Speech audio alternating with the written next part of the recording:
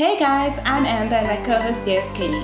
Welcome to the Brown Girls Guide podcast where we discuss everything we wish we knew growing up. Hi guys! If you missed our last episode where we talk about moving out on your own, please don't forget to listen. It was more of a light-hearted topic where we joked about what we wish we knew before we became more independent, but with some great tips too. Yes, it really was a fun one to cover. But today's one is a bit more serious and we're of course going to wash it down with not a bottle of wine, but we reached in for the big guns.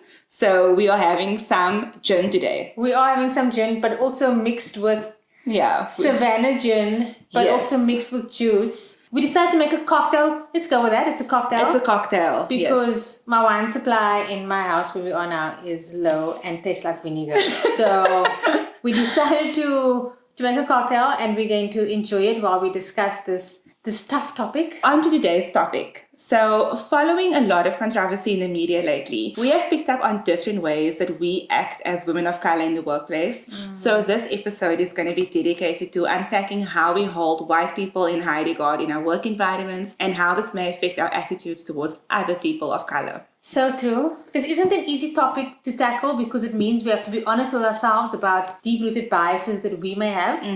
For those who have been following the news lately, there was a broadcast journalist who asked the black politician to wear his mask, but didn't ask the white politician who had just been on before him to put his mask on.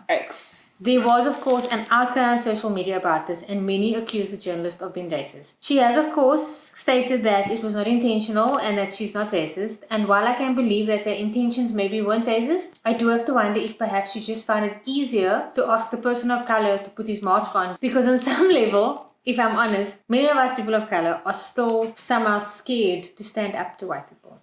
Yes, I agree. And I don't want to definitively assume what her intentions truly were, but I can attest to the feeling of being intimidated to speak up to a white person. It starts when you're really young and you kind of pick up the behaviors of your family and other people of color in your life, and you're more wary of how you address white people. And I hate to bring it up, but it does stem back to apartheid, where white people's authority was definite, and now it's more understated, but it's definitely still ingrained into our culture. Be it at work or when you politely tell a white person you don't work there when they ask where the frozen chicken is.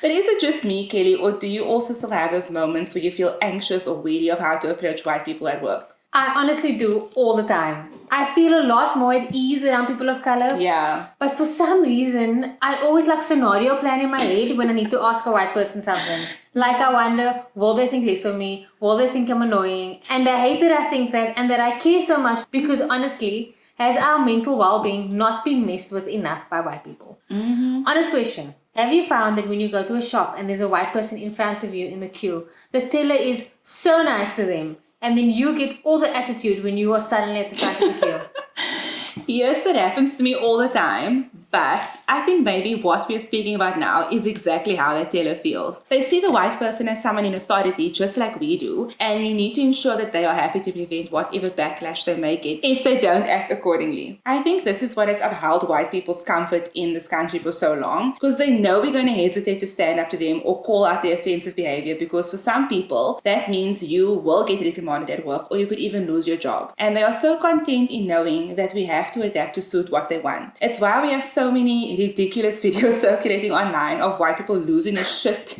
in grocery stores when they are told to comply with wearing a mask or adhering to social distancing. It's like they just can't fathom that they are being told to abide by a rule not set out by them. So true. But just to bring it back to your question again, yes, this does happen to me, and it does suck because you don't feel as valued as a customer, but I do fully understand the reasoning behind it. You are so right. It does suck because we are made to feel that we hold less value in society. Yeah. I don't feel it now in the job that I'm in, but in previous jobs, I definitely felt that my opinion mattered less than those of my white colleagues. And it was easier for my input to be questioned or disregarded than that of my white colleagues. Even in your interview that you did about the accents in the workplace on Cape Talk, we'll link that in our social media channels. The radio show host said that if she has a black neurologist on her show, someone who has studied years and years to be a neurologist, if she has a black neurologist on a show, random people will call in and question his or her advice or opinions. But that never happens with the white neurologist. There is a currency that white people in South Africa hold, and it's not monetary.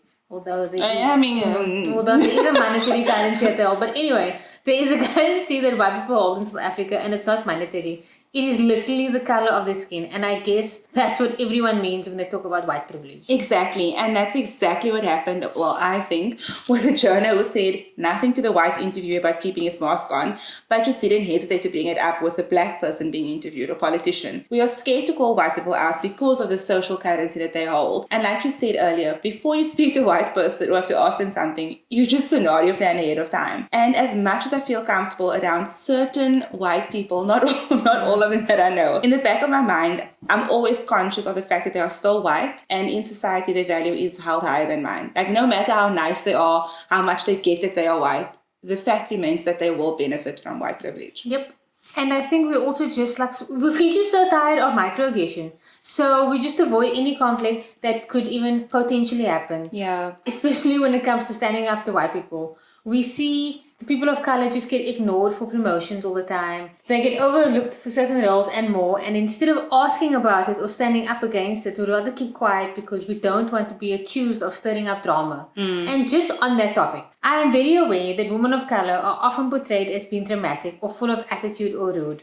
So I also just try to avoid that. I hate that I do that though, and I often feel as though I'm letting my team down. But I agree, that really pisses me off. But I think the way colored and black women are perceived as angry or aggressive can be saved for a whole episode on its own. Yep. Because that stereotype is the most annoying thing. Just when you think you're standing up for yourself, someone will put it down to, oh my God, she's being so aggressive, she's so angry. Yeah. And more than often, it's just much easier to keep quiet and not cause any trouble. And I don't blame women of color for doing that ever. Like, if you need to protect your peace for this one, like, just do it. Like, we fight for enough causes across the spectrum of people of color. If you feel as a black woman, as a colored woman, you just need to sit this one out, then just sit it out. And the way white people have the potential to gaslight you into thinking that they aren't being racist is unbelievable. Because you'll end up second guessing whether what you're experiencing is actually racism because you're being questioned by someone who has more social capital than you. I've honestly just spent so much of my adult life second guessing myself when it comes to racist experiences. I've been told that I have a chip on my shoulder, or that I should take a joke, or that I'm being too serious about it. So over the years, I've made myself small, and I've not stood up to any of my white colleagues or made my voice heard because I have felt like my opinion won't matter more than the opinion of my white colleagues. I also know that when it comes to colleagues of color, I find it easier to make my voice heard among them or stand up to them when needed. And it's not that I don't value or respect people of color as much, but if I'm honest, it's because I'm just scared of rocking the boat with white people and then ending up in a tense situation that has the potential to escalate. Yeah, and it can be really scary to rock the boat, and very few people do it. But I think the more we try to do it, the easier it will become. And I guess the one thing that intimidates most people is that it can really change the way you get treated at work.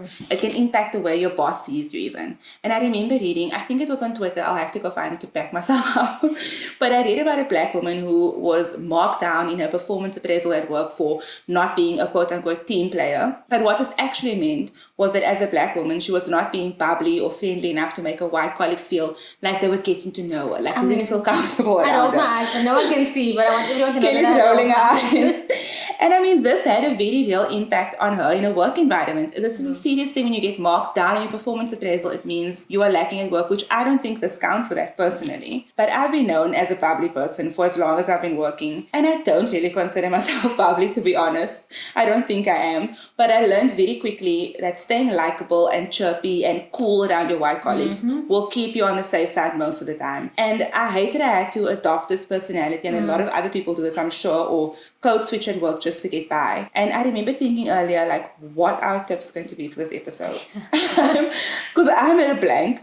Because how can we practically advise women of color to do anything in the workplace when management positions are still so dominated by men and white people? Maybe this is just one of those episodes where we don't or can't offer any tips because we ourselves are still trying to navigate the situation. Yeah. I also realized that in our company right now and in our line of work, there are a lot more women of color than, say, in the medical field or in law or in business. That's true. I can't even begin to imagine how a lawyer of color must feel when they want to stand up to their white colleague about an issue. If you are someone who has struggled in these situations, please do let us know. Or perhaps you have a specific situation that you'd like to share and chat about. You can drop us an email on info@browngirlsguide.co.za.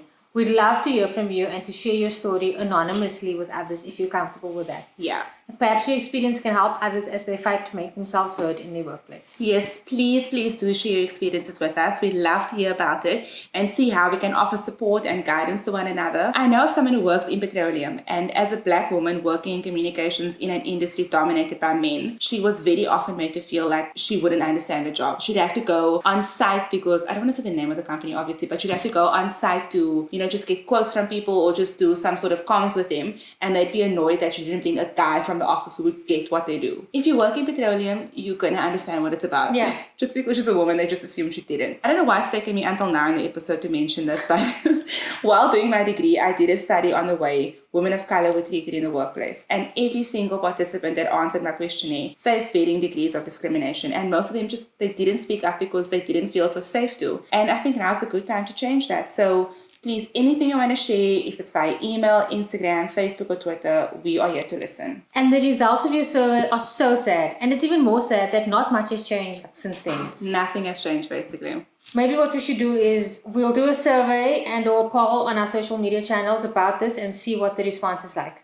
Yes. If you're keen to participate, please do check us out on Instagram and Facebook at Brown Girls Guide Pod and on Twitter at BGG Pod. And as I mentioned before, you can mail us on info@browngirlsguide.co.za with any feedback or any topic that you want us to chat about. We'll chat next week. Bye!